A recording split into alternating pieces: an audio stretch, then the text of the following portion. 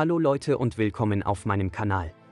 In diesem Video zeige ich Ihnen, wie Sie Daten von einem Samsung Galaxy Smartphone per Kabel auf ein Galaxy Tab S9 Tablet übertragen.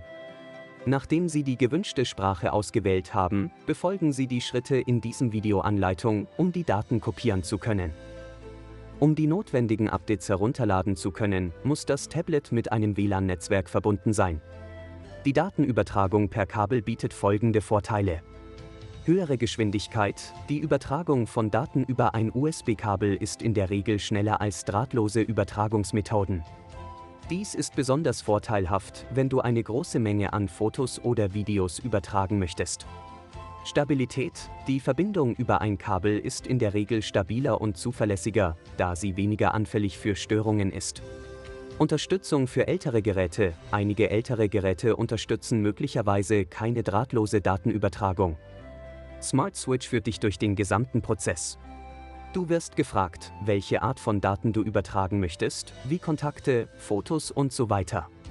Die App wird anschließend die Daten von deinem alten Handy auf dein neues Galaxy Smartphone übertragen. Das kann ein bisschen dauern, abhängig von der Menge der Daten. Sobald der Vorgang beendet ist, sind alle Daten auf dem neuen Handy. Wählen Sie auf dem Smartphone-Bildschirm Daten senden.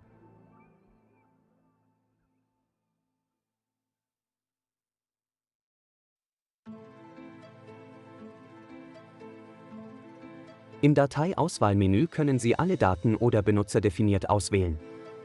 Ich habe den benutzerdefinierten Modus ausgewählt und das Kopieren von Konten, Kontakten und Apps ausgewählt. Wenn die Konten auf den Smartphone-Bildschirm kopiert werden, müssen Sie Ihre Identität bestätigen. Die Bestätigung kann der Smartphone-Code, ein Fingerabdruck oder eine Bestätigungsnachricht vom Google-Konto sein. Nachdem die Konten kopiert wurden, beginnt die Datenübertragung. Wenn Sie die WhatsApp-Anwendung kopieren, vergessen Sie nicht, den Konversationsverlauf zu sichern.